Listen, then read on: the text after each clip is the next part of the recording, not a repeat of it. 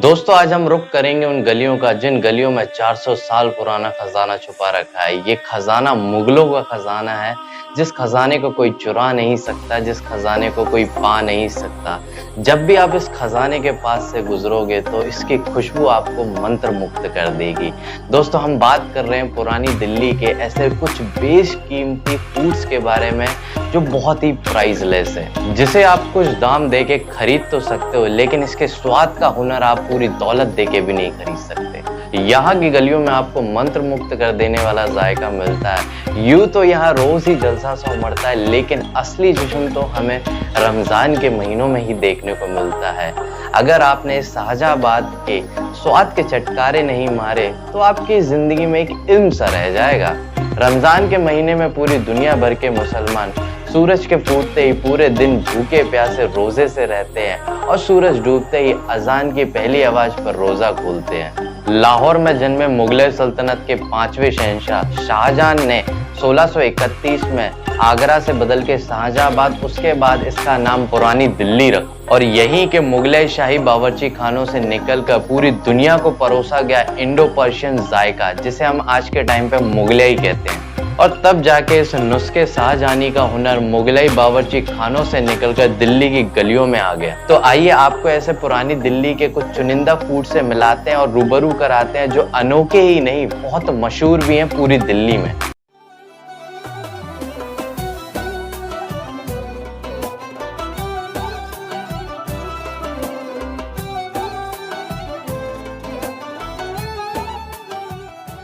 जैसे ही आप इन तंग गलियों का रुख करोगे आपकी मोहब्बत आपको जरूर बुला लेगी। ये है मोहब्बत शरबत। जरा अपनी मोहब्बत को संभाल के रखिए क्योंकि बाजू में ही नफरत शरबत भी मिलता है। इस लाल मोहब्बत शरबत का रुख कुछ ऐसा है कि इसे देखते ही मोहब्बत सी हो जाती है।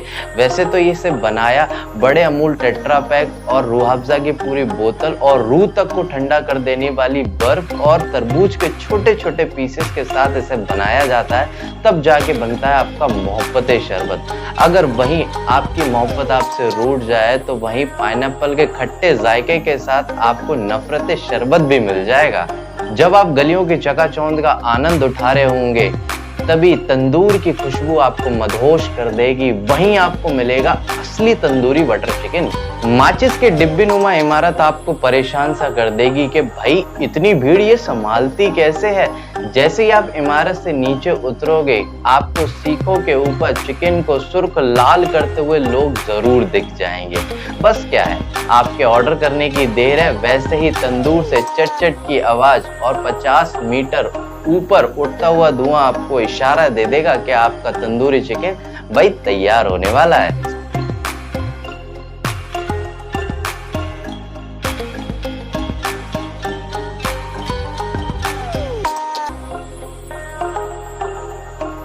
सीखों के सुर्ख लाल होते ही चिकन के ऊपर जाफरानी रंग आते ही उसे एक बर्तन में उतार दिया जाता है। उसके बाद तिलस्मी मसालों की हल्की सी परत चढ़ा के उबले हुए बटर की बरकनुमा परत चढ़ाकर आपको परोस दिया जाता है। यही आपका असली बटर चिकन। जामा मस्जिद की गलियों में आपको असलम बटर चिकन पर आपको असली बटर चिकन स्वाद करने का मौका जरूर मिल जाएगा। अब रुक करेंगे पुरानी दिल्ली की शान बिरयानी की ओर। वैसे तो बिरयानी सब जगह ही अच्छी मिलती है, लेकिन दिल पसंद बिरयानी वाले की बात ही कुछ और है। थोड़ी सी मेहनत करके तंग गलियों से निकल कर बस पहुंच ही गए दिल पसंद बिरयानी वाले मियाँ जी के पास में।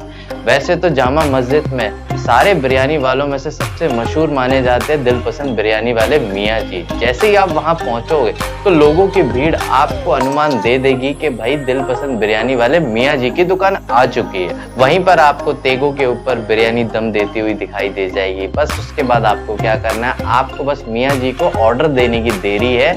मियाँ जी अपनी प्लेट उठाएंगे और खुशबूदार चावलों को उस प्लेट में डालेंगे, यखनी में से चिकन के पीसेस निकालेंगे। बस उसके बाद आपको क्या करना है, उसके बाद आपको बस बिरयानी का लुत्फ उठाना है। अगर जामा मस्जिद के मुंह में घुलने वाले कुरैशी कबाब अगर आपने नहीं खाए तो आपने कुछ नहीं खाया। कबाबों के शौकीन लोगों के लिए दिल्ली के सबसे बेस्ट कबाब आपको कुरैशी कबाब पर मिल जाएंगे। यहाँ अपने अपने कबाबों का वेट और मुंह में आते पानी की लालसा आपको लोगों के चेहरे पर जरूर दिख जाएगी। यहाँ के कुरैशी कबाब का टेस्ट और साइज का मुकाबला आपको कहीं नहीं मिलने वाला। जब भी जामा मस्जिद आए तो कुरैशी कबाब खाना भूल ना जाएं। हाजी साहब का मटन और निहारी पूरी पुरानी दिल्ली में बहुत ज़्यादा फेमस है। अगर आपको निहारी का इतिहास जानना है तो निहारी का इतिहास भी बहुत खास है। नादिर शाह जब दिल्ली आए अपनी फौज को लेकर जंग लड़ने के लिए, तो उस टाइम पे दिल्ली में बहुत ठंड पड़ा करती थी। तब जाके नादिर शाह ने अपने वैद और हकीम साहब को बुलाकर एक ऐसी डिश बनवाई जिससे ठंड के टाइम पे उनके फौजियों को गर्मी मिले। तब जाके हकीम साहब और वैद साहब ने एक ऐसी डिश बनाई जिससे उस डिश का नाम नादिर शाह के नाम पर ही निहारी रखा गया। तभी से हाजी साहब के यहाँ 400 साल पुराने तौर तरीकों से मटन और निहारी बनाई जाती है, उसी तौर तरीकों से और उसी स्वाद के साथ में। जब भी जामा मस्जिद आए तो हाजी साहब का मटन और निहारी जरूर खा के जाएं। अगर आपने दुनिया भर के फ्राइड चिकन खाए हैं तो आप जामा मस्जिद के हाज हुसैन साहब के फ्राइड चिकन खा के दुनिया भर के फ्राइड चिकन भूलने वाले हैं। यहाँ का रुख कुछ ऐसा है कि 40 लोग अंदर तो 40 लोग बाहर।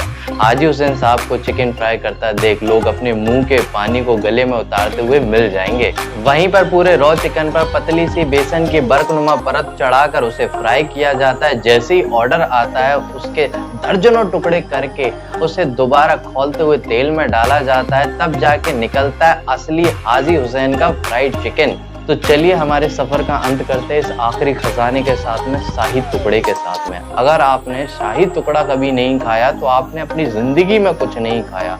मुगलों की मिठाइयों में से ये एक है शाही मिठाई।